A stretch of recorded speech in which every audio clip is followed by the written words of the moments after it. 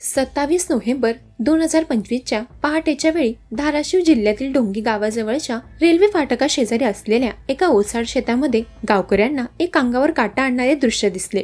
त्या व्यक्तीच्या त्या अवस्थेकडे पाहून उपस्थितांच्या अंगावर काटा आला. सर्वांच्या मनात एकच प्रश्न उमटू लागला, ही कोण आहे आणि इतकं निर्दयी कृत्य कोण करू शकतं? पोलिसांनी तपास सुरू केला आणि सुरुवातीला तो गुन्हा वेगळ्या दिशेने जात असल्याचं स्पष्ट होत होते. पण नंतर कळले की या घटनेच्या मुळाशी एक गुंतागुंतीचे ताणतणावाने भरलेलं नातं, फसवणूक आणि त्यातून पेटलेला सूड दडलेला होता. ही कथा एका विवाहित महिलेच्या बेपत्ता होण्याच्या साध्या तक्रारीपासून सुरू झाली होती, पण शेवट इतका थरारक आणि भीषण होईल याची कल्पना कोणीही केली नव्हती. चला तर जाणून घेऊयात सविस्तर घटना. पुण्यातील वाकड परिसरातील 26 वर्षीय पूजा, अद्याप नाव बदललेलं आहे. हिचं जीवन बाह्यतः सुखी, स्थिर आणि सुरक्षित होते. पती, 2 लहान मुले आणि एक सुरक्षित घर या चौकटीत ती वावरत होती. परंतु तिच्या आत एक भावनिक रिकामेपण होता, जो तिला वारंवार जाणवत होता. ही पोकळी भरून काढण्याची ओढ तिला 33 वर्षीय अनिकेत महादेव कांबळे याच्या जवळ घेऊन गेली. अनिकेत एका ट्रॅव्हल कंपनीत कॅब चालवत असल्याने त्याचा प्रवास सतत सुरू असायचा. व्यावसायिक भेटीतून सुरू झालेले त्यांचे बोलणे हळूहळू हेतू पुरस्परपणे वाढत गेले. सुरुवातीला केवळ मैत्री आणि ओळखीचे असलेले हे नाते कधी प्रेम संबंधात आणि मग वासनेच्या खेळात रूपांतरित झाले याची जाणीव दोघांनाही झाली नाही. दोघांनीही आपल्या वैवाहिक जीवनाच्या मर्यादा ओलांडून अनैतिक संबंधांची वाट निवडली. हॉटेलच्या गुपित खोल्या, लांब पल्ल्यांच्या रात्रीच्या राईड्स आणि चोरट्या भेटी हे त्यांच्या आयुष्याचा एक नियमित पण गुप्त भाग बनले.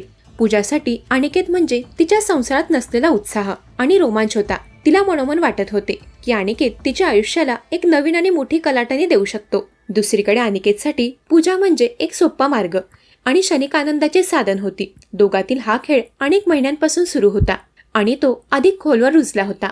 जसजसा काळ पुढे सरकला तसतसे त्यांच्यातील संबंध केवळ शारीरिक न राहता भावनिक गुंतागुंतींचे बनले. पूजा अनिकेतवर भावनिकदृष्ट्या अवलंबून राहू लागली. तिला आता अनिकेतसोबत कायम राहण्याची तीव्र इच्छा होऊ लागली. तिने आपल्या कुटुंबाची, मुलांची पर्वा न करता अनिकेतसोबत लग्न करून नवीन आयुष्य सुरू करण्याचा हट्ट धरला. परंतु अनिकेतची योजना वेगळी होती. तो विवाहित होता. त्याला स्वतःचा संसार मोडायचा नव्हता.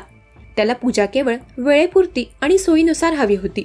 पूजाचा लग्नाचा आणि सोबत राहण्याचा सततचा तगादा त्याला आता त्रासदायक आणि आपल्या आयुष्यातील अडचण वाटू लागला. गेल्या काही महिन्यात पूजाच्या वागण्यात मोठा बदल झाला होता. अनिकेत सोबतच्या संबंधांमुळे तिच्या कुटुंबात काहीतरी संशयाचे वातावरण निर्माण झाले होते.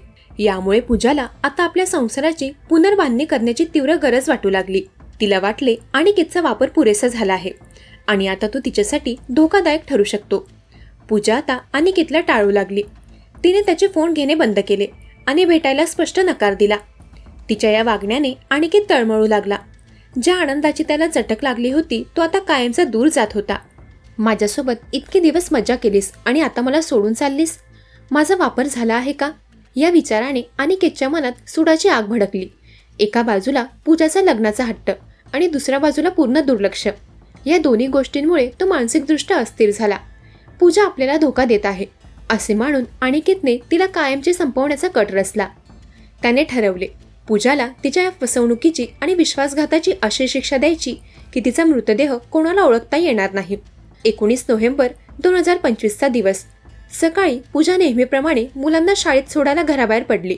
नेमक्या त्याच वेळी अनिकेत आपली वॅगनर गाडी घेऊन तिच्या जवळ आला. मला तुझ्याशी खूप महत्त्वाचं बोलायचं आहे, चल गाडीत बस, असं सांगून त्याने पूजाला बळजबरीने गाडीत बसवले.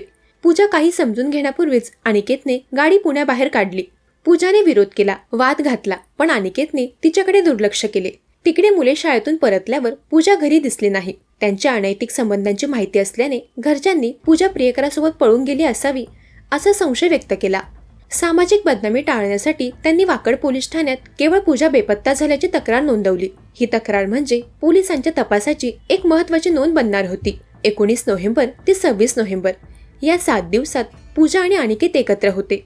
या काळात अनिकेतने पूजाला अनेक वेळा समजावण्याचा प्रयत्न केला, पण पूजा आता माघार घ्यायला तयार नव्हती.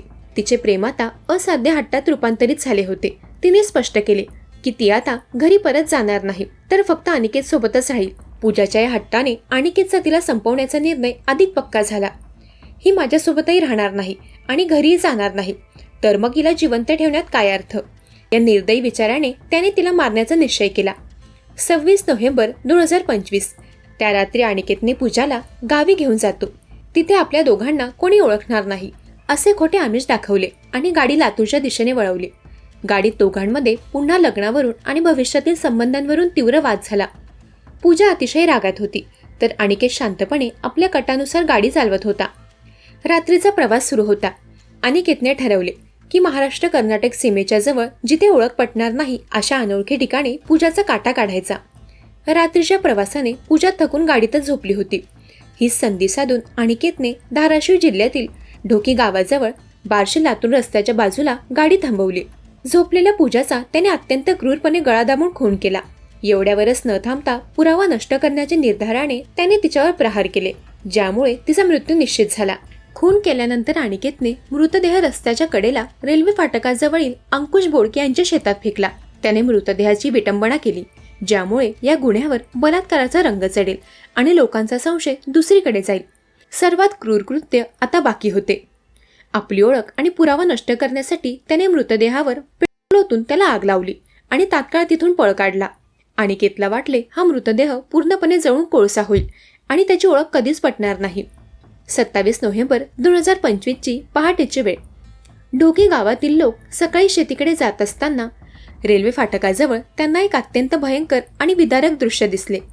एका महिलेचा अर्धवट जळालेला विटंबना केलेला मृतदेह शेतात पडलेला होता. हे अमानुष दृश्य पाहून लोकांनी तात्काळ पोलीस पाटलांना खबर दिली. काही वेळातच ढोकी पोलीस ठाण्याचे अधिकारी घटनास्थळी दाखल झाले. पोलिसांसाठी हे एक मोठे आव्हान होते. मृतदेह पूर्णपणे जळाल्याने ओळख पटवणे जवळजवळ अशक्य होते. पोलिसांनी मृतदेहाचा पंचनामा करून तो PM साठी पाठवला आणि तपासाला सुरुवात केली. पोलिसांनी ढोकी ते लातूरपर्यंतच्या रस्त्यावरील CCTV फुटेज तपासण्यास सुरुवात केली. पहाटेच्या वेळी त्या परिसरातून एक विशिष्ट रंगाची वॅगनर कार संशयास्पदरित्या जाताना दिसली. पोलिसांनी त्या गाडीच्या नंबरवरून चालकाचा माग काढायला सुरुवात केली. दुसऱ्या बाजूला पोलिसांनी अर्धवट जळलेल्या मृतदेहाचा फोटो राज्यातील विविध पोलीस ठाण्यांना पाठवले, जेणेकरून कुठे बेपत्ता महिलेची नोंद सापडते का हे पाहावे. हाच योगायोग महत्त्वाचा ठरला. पुणे वाकड पोलीस ठाण्यात 19 नोव्हेंबर रोजी पूजा बेपत्ता झाल्याची तक्रार नोंदवली गेली होती. मृतदेहाचे वर्णन आणि पूजाच्या घरच्यांनी दिलेली माहिती जुळू लागली. CCTV फुटेज आणि तांत्रिक पुराव्यांच्या आधारावर पोलिसांनी वॅगनर कारचा चालक म्हणजेच अनिकेत महादेव कांबळे याला धाराशिव बार्शी गावात गाठले आणि अत्यंत शिताफीने ताब्यात घेतले. अनिकेतला ताब्यात घेताच पोलिसांनी त्याची कसून चौकशी केली. सुरुवातीला त्याने गुन्ह्याचा नकार दिला, पण पोलिसांनी त्याला पूजा बेपत्ता झाल्याची नोंद, मृतदेहाचे वर्णन आणि CCTV फुटेजचा धाक दाखवताच तो पूर्णपणे कोसळला. अनिकेतने संपूर्ण कट आणि क्रौर्य कबूल केले. तो म्हणाला, पूजा माझ्यावर लग्नाचा हट्ट धरत होती आणि नंतर ती मला टाळू लागली.